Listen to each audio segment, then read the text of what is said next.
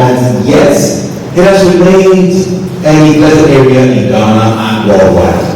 This knowledge gap not only affects individuals but also has far-reaching implications for society and the economy, particularly for younger generations and female groups facing unique financial challenges. My annual panel, multiple studies including 2023 World Bank report and all monitoring financial studies monitor have revealed alarming data, and countries with higher levels of financial awareness seem to have lower rates of poverty, higher levels of financial inclusion, more robust financial systems, and much better infrastructure.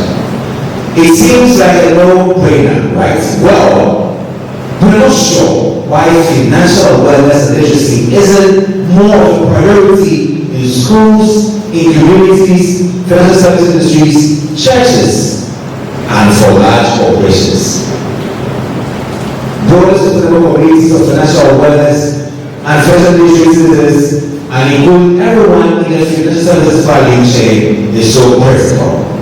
As stakeholders, as participants, as opinion leaders, financial service regulators, corporate institutions, educational institutions, know how do we help communities where everyone is economically sustained? How can we help them meet their present needs and taking steps towards their future needs?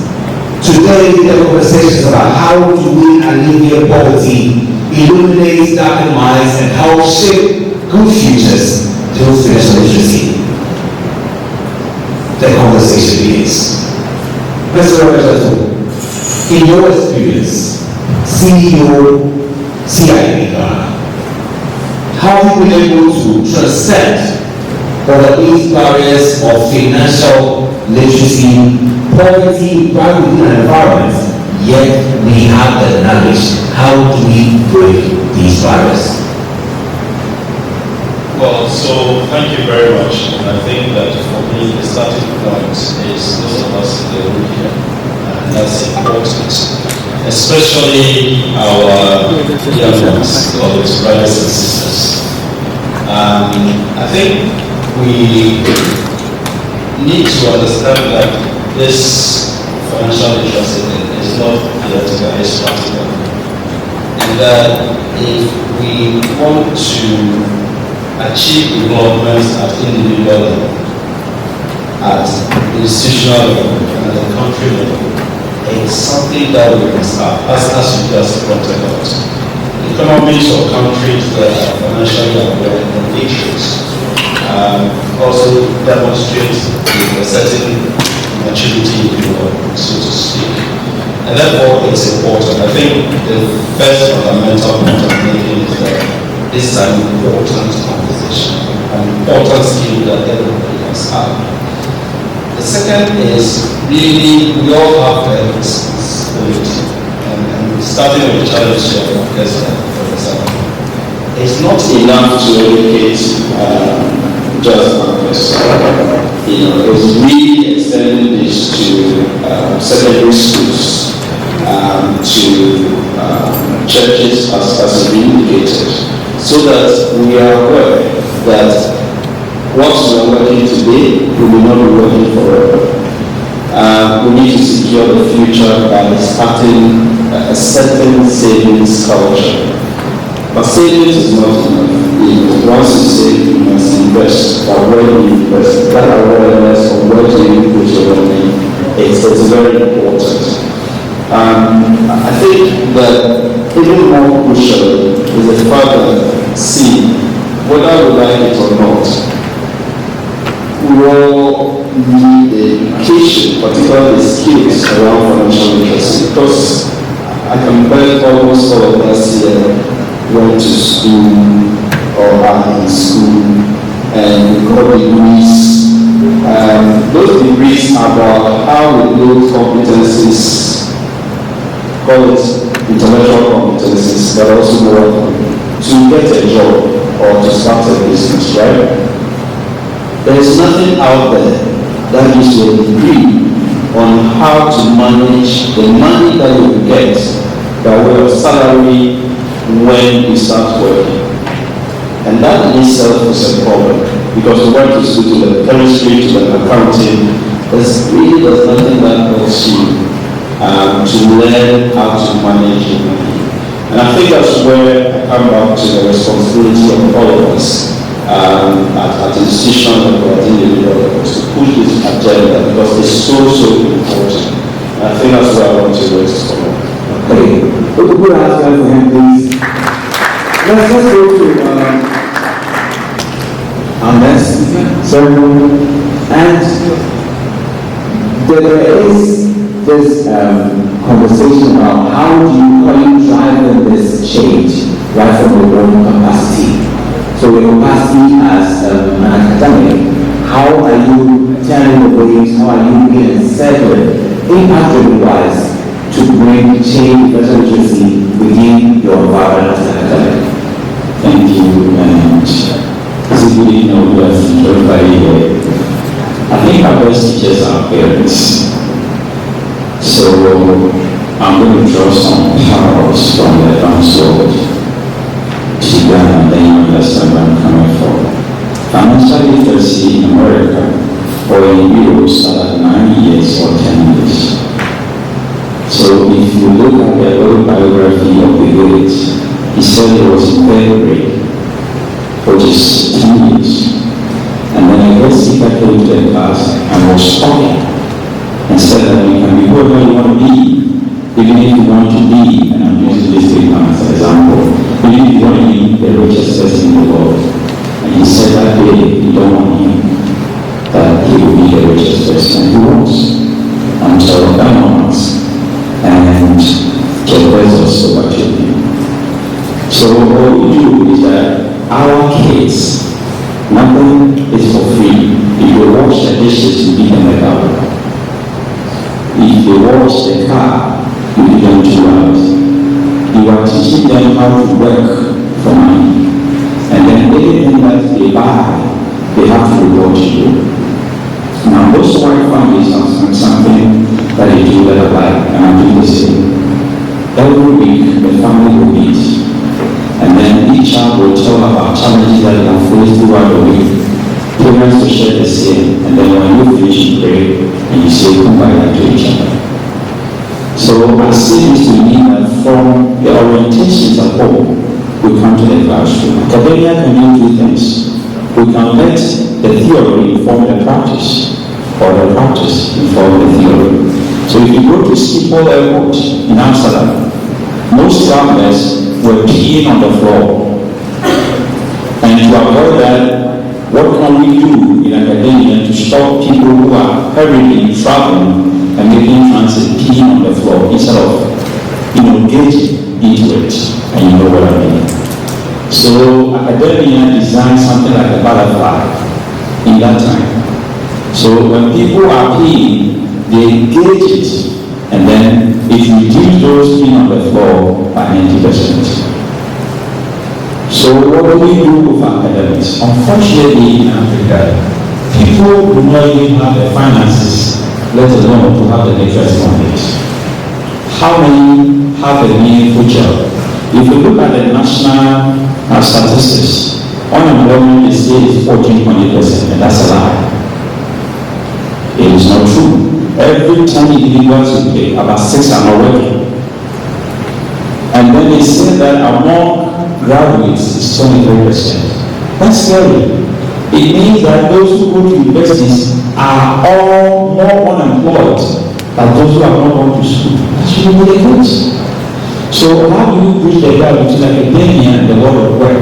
Because we are the supply side, and those who are hiring you are the demand side.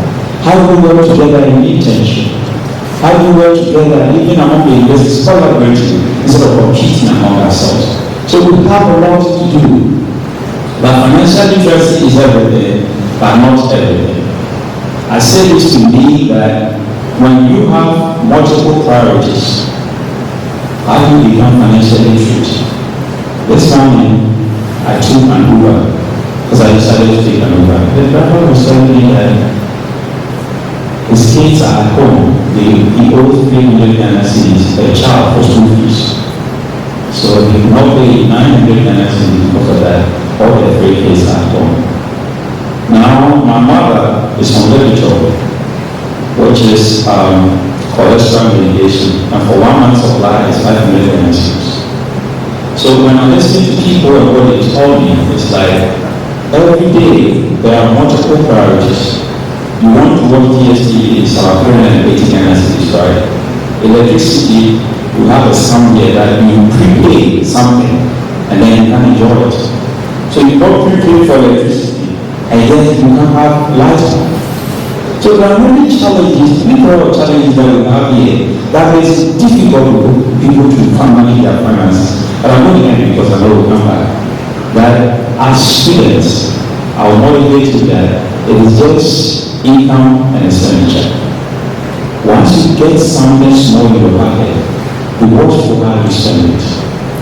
You know, you have some friends who ask you to borrow you some money, they won't pay back. Some of you who like girlfriends, you have to give some of them some money. You watch for that. If you are buying lunch every day outside there and it's 30 cedis, 40 Ghana cedis, try to make your own lunch and then save the 1 week of 20 Ghana cedis each. And then see how much you can save. Once you do that, get a partner. So if you are good at business, get somebody who is good at IT. Partner with the person, you can begin to form your own business. The best business you see around was started by 2 individuals as partnership. Ernst & Young, Procter & Gamble, Johnson & Johnson. These are 2 individuals who come together to form their own business, and it works for them. So the people you see, I've been to the house of KFC, Northern Kentucky, I've been to the house of the Wright brothers, who invented everything in Dayton, Ohio. They are not extraordinary people. They're just like that. So I'm encouraging you that the little that you need, if you are able to save it and you don't do impulse buying, that can be a business for you. Thank you. Okay. Let's do that right from your context of profession. How have you been able, or how inspired are you seeing the data of Ghanaians or Africans who lack that financial exposure? And how have you been able to make an impact by from your office in your profession? Thank you. So I will take from 2 angles. First as a personal financial planner, and then also from the perspective of the accelerator that I work with, that would focus more on the 2 segments. So it really is alarming how low financial literacy is. And I remember having a discussion with a friend of mine just recently, saying, a very learned person, and I said, so what I thought of financial literacy? He said, unfortunately, I don't have any thoughts. I was made to study all the difficult things, yet so why all I did for all these things, and there is nothing being taught in our schools, and even in our workplaces about personal financial planning. And I have a personal example, and that really happened to me for this, but he was a guy for 26 years, and didn't save. And it was after he left, and then we realized that, okay, he was in that bubble of, I always get income and on time, so there was no incentive to save. So it's not just on the grassroots level or individual students, but the general population really is very little about personal financial planning. And that's why I decided to, but from my own point, when I realized that this is what I did with my dad, I decided, okay, I have to do better. And that's when I got into personal financial planning and looking for information that can be relevant in our context, because that's another thing we're always experiencing. Most of the content out there is not relevant for us here. With us, you have to do with black taxes, having to save money on all those things. Someone just gets into work and already we have like 5 dependents, mom, dad, and 3 sisters or brothers back home.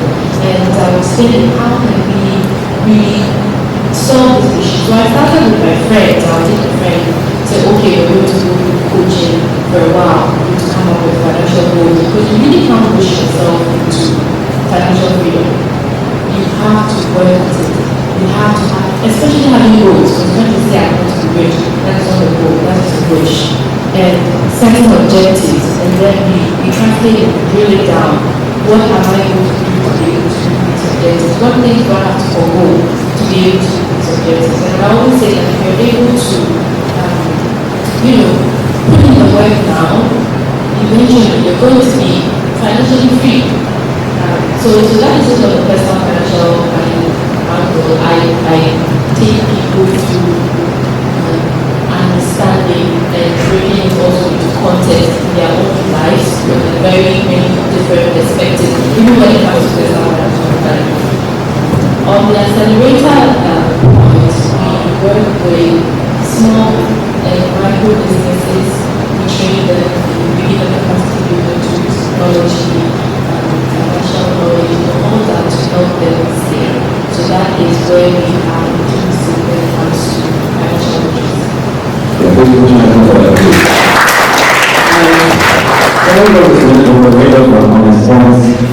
So what are your views on if all things being well, we have a very robust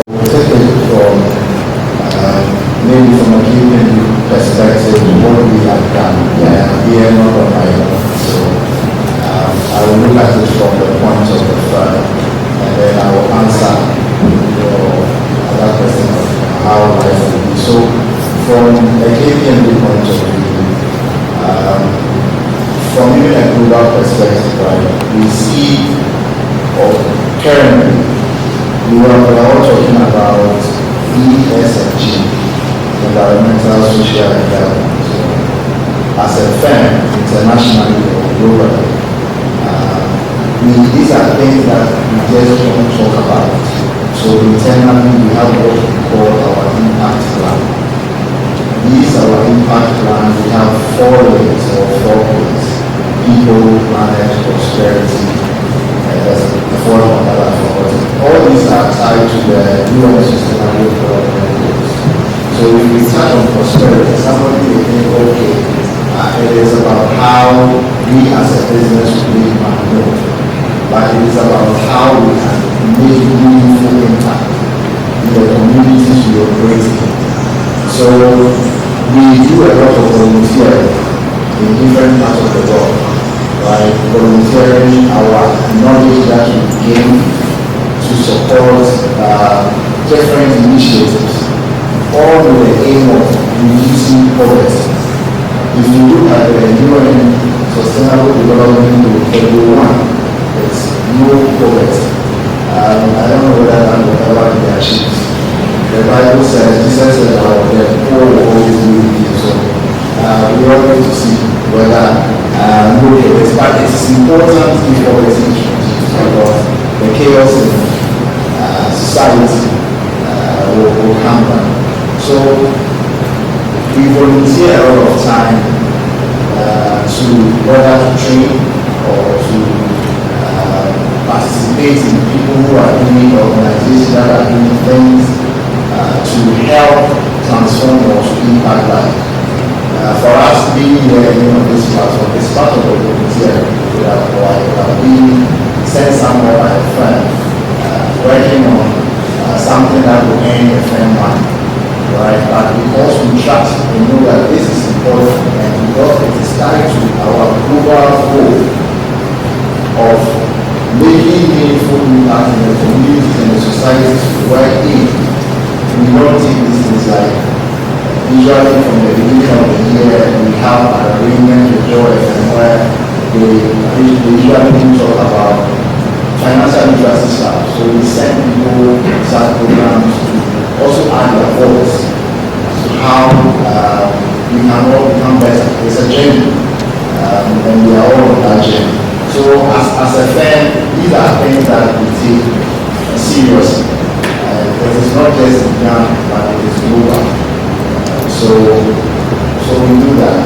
In terms of your first question, as to how life will be, I think that I will invite you to say, if you look at the data, right, the data shows that in countries where financial literacy is out there, the conditions or the lives of people are better. So for me, it's a simple answer to say, let's invest.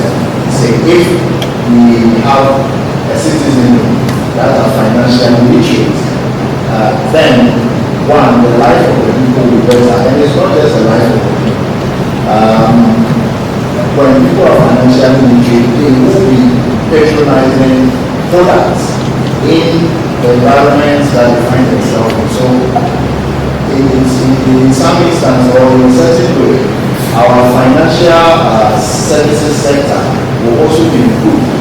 People will be saving, people will be patronizing insurance products, prudential idea.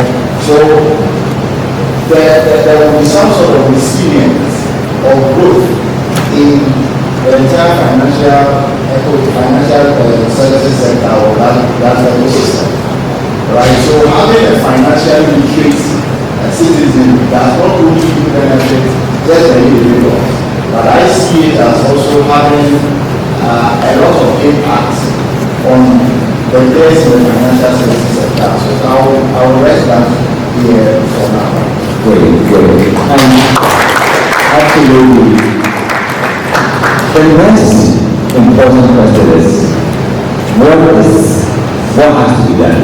We are actually at a conference where solutions, innovations, we believe can drop out of these behaviors. But the practitioners that you, professors that you have here, what are some of the ideas you have on your plate to help bridge this gap? You are the ones we're looking for.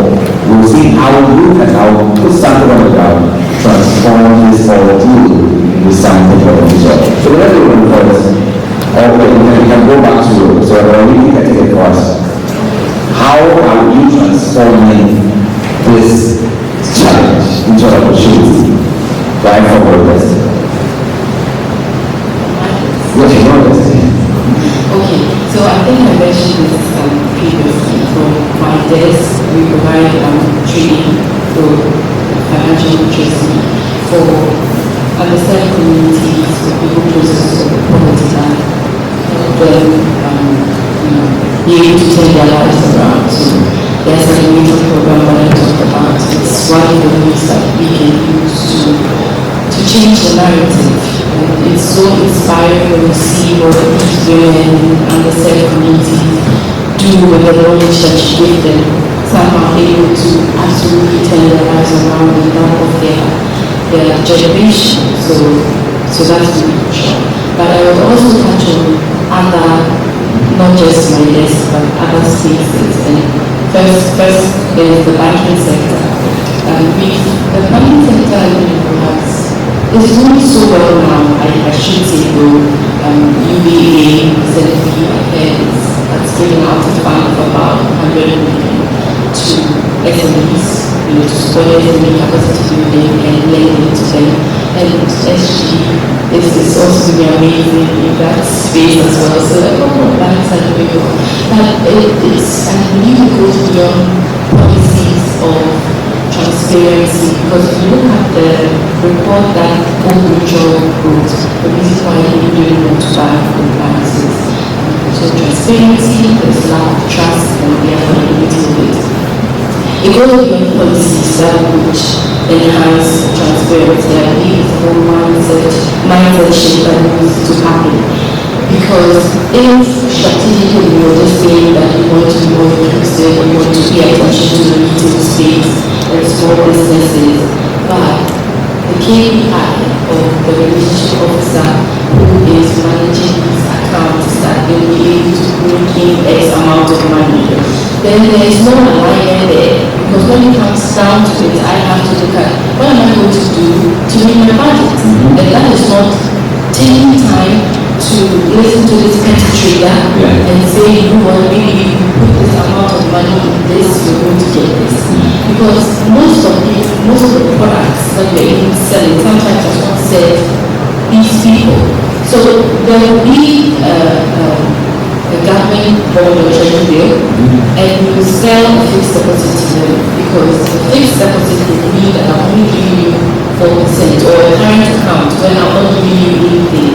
However, if I'm not giving you anything because I'm getting spread, we can trade this money with the market because of that. I will sell you a fixed deposit. But then if we do just be talk about financial literacy and financial inclusiveness. So we really have to be able to align the goals to what is happening on the ground, and how we can actually help these, the retail space do better. We can help them grow their businesses, and these people they're hungry for change. So it is one of the ways that I think we can really help to bridge the gap when it comes to financial literacy. Being able to actually do that labor of love, not just saying, but having that mindset shift around how we can really empower small businesses and then help people grow. Great. The students here are filled with so much hope. Currently, we have some very, very, very critical challenges in the economy. Unemployment is one, and people still have to go to school. Yes, going for jobs, again, so many possessions. In an environment like this, and we are still campaigning that we should be financially literate, how well are we changing the narrative? The economy is not so viable for these people to invest in these others to be able to also participate. The margin goes wider and wider. From the academic point of view, is there a need for us to change our alignment, perhaps put some spices in the curriculum, some new level up than you had before? That's a great question. That is what academics is doing.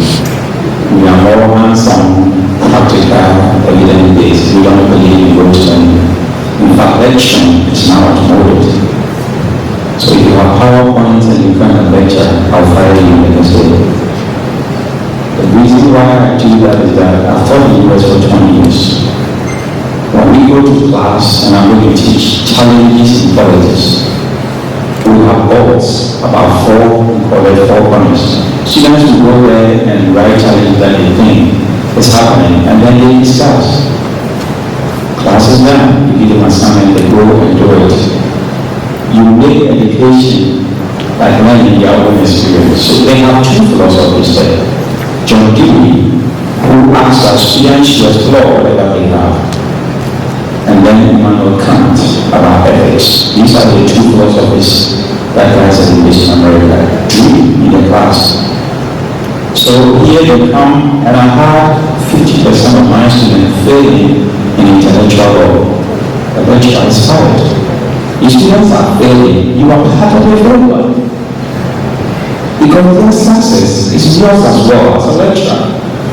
So we have a situation here where we saw somebody's book, cheating, memorize, come call it for me, and then you pass. That's not learning. In fact, if you look at blue taxonomy, definitions, formulas, there's no learning there. Because you cannot measure any competence there. Learning is for creation, it is not for consumption. So if I'm learning and I'm not synthesizing, if I'm not analyzing the situation, if I'm not creating something out of the learning situation, then learning hasn't taken place. Second, you have a situation where these students are going to school, they have no practical work experience, and then they finish school, come to your job base and say that I will take 5,000 and that's a month. Or you will bring it in. So the university should begin to hire these students at the libraries, at the other places, cafeterias. They learn how to work, the work ethics and customer services. So by the time they leave, they know what it means to work. The other is that academia should give us the cost, it should cost, the cost of raising a child. So we know that in America, the average child, you spend not less than $186,000 on them before they turn 18. Now that you know the cost, as a parent, you are determining how many kids am I going to have. That is why we have 1 child or 2. Because if you need time for yourself on vacation and live longer to 80 years, because every American you can live to 80 years easily. It's how you plan your life. Because if you don't plan, everything about you is lottery, it's not a chance.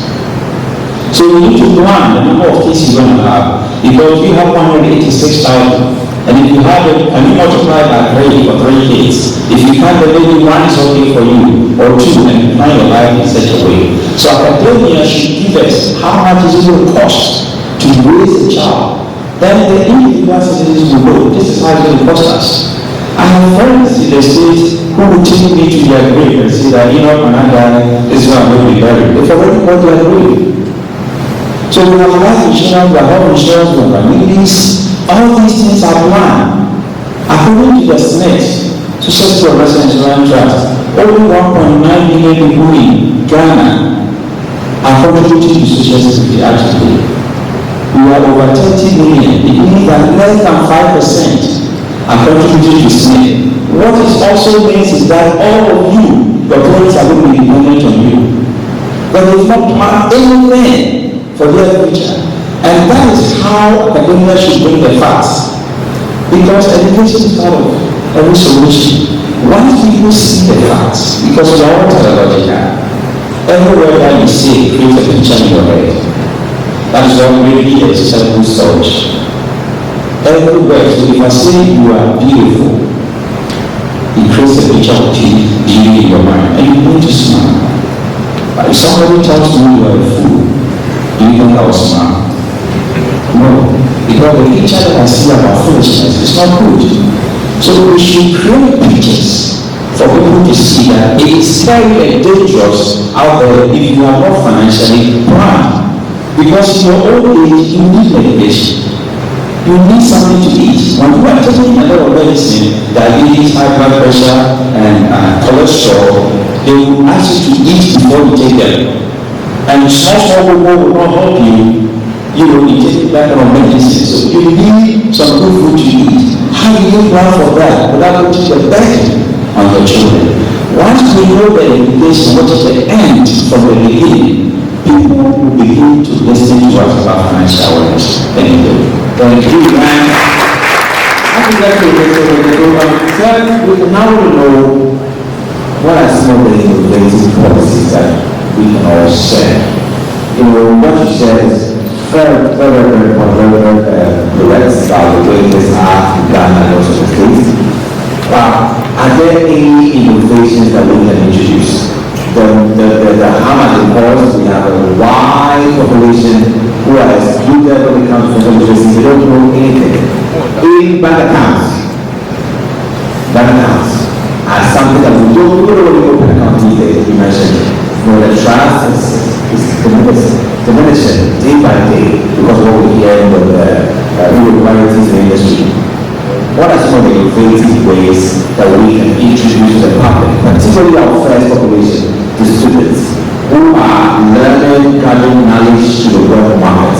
How are we putting together important of knowledge for these people to appreciate the banking sector where you head, and also other important financial sectors like the insurance and also the security market, for them to appreciate that I have to invest, I have to account all these things. The trust diminishes. What innovative policies that we have to set? All right, thank you very much. Someone said, well done is better than well said. I think we are very good at saying things and doing nothing about them. So all of us here in this, including myself, let's do something. And that's the starting point, doing something about it. And I think that's the starting point for all of us.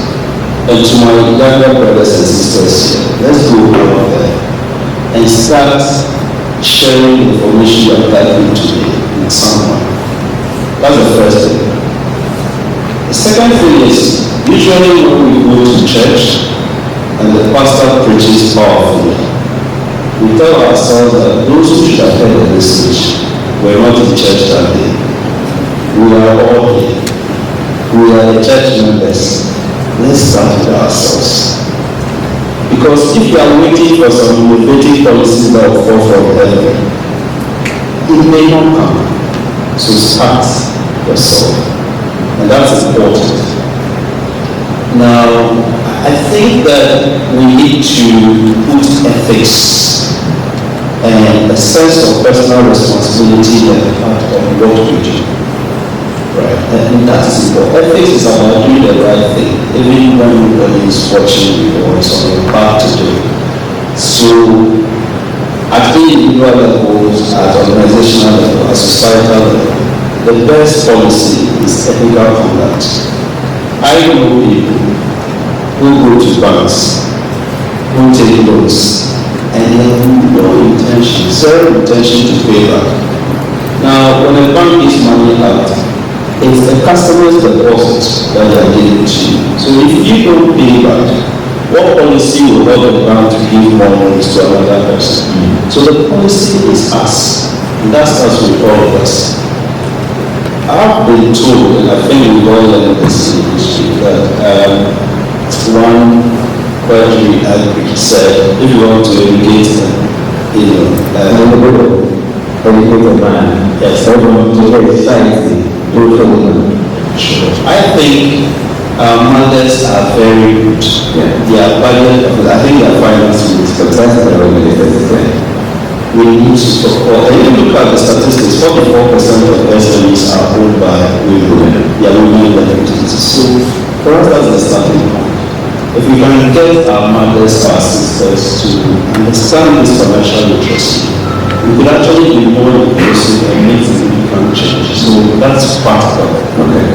The other practical thing is, for us, if you want to educate the family, don't start with the man or the head of the family. Start with the child. Because these days we all learn so many things from our children. And which is why we need to go to secondary schools. We need to go to primary schools and help them understand financial literacy. So again, maybe back to your question, last year I mentioned we went to a number of secondary schools, and guess what we found?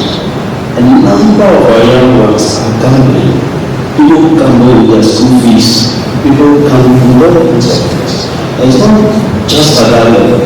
Right. So the point I'm making is we need to launch at individual level a campaign to educate our younger ones, and if they get it right, then they can begin to make those changes at family levels and at peer level, and certainly at organizational level and at societal level. Those are practical, because if you are waiting for some policy innovative to come from somewhere, please, we will wait forever.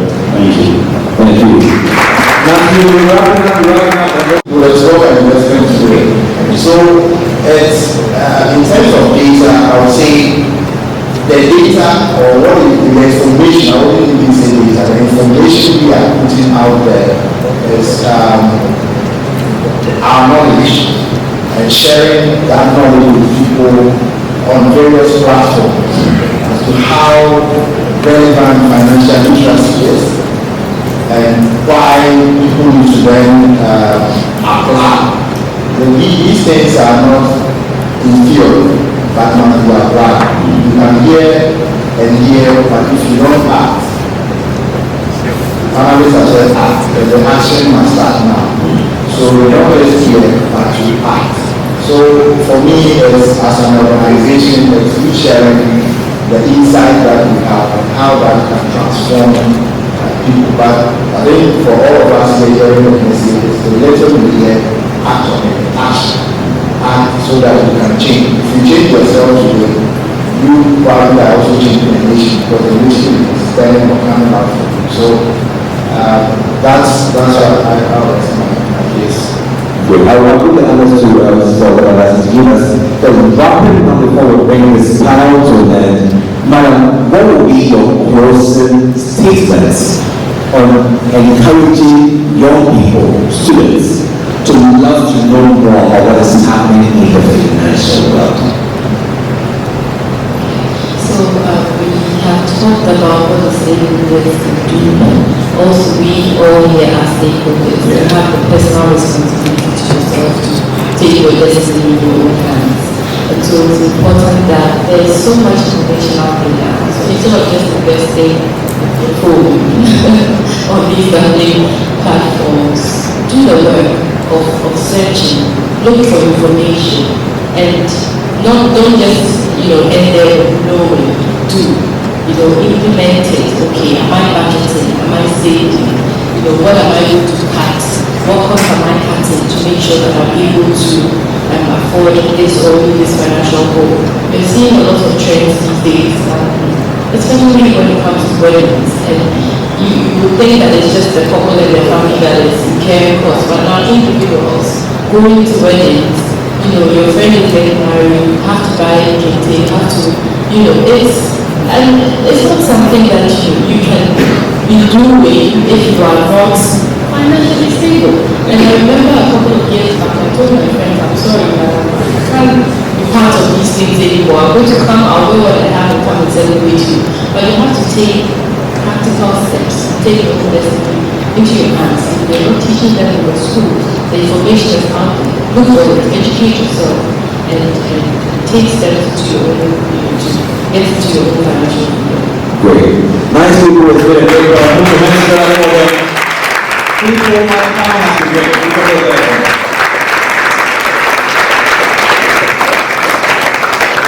So, thank you so much. First time thank you so much. This is thank you so much. And this is very fun. Thank you so much. Put your hands up for them, please. They have done amazing.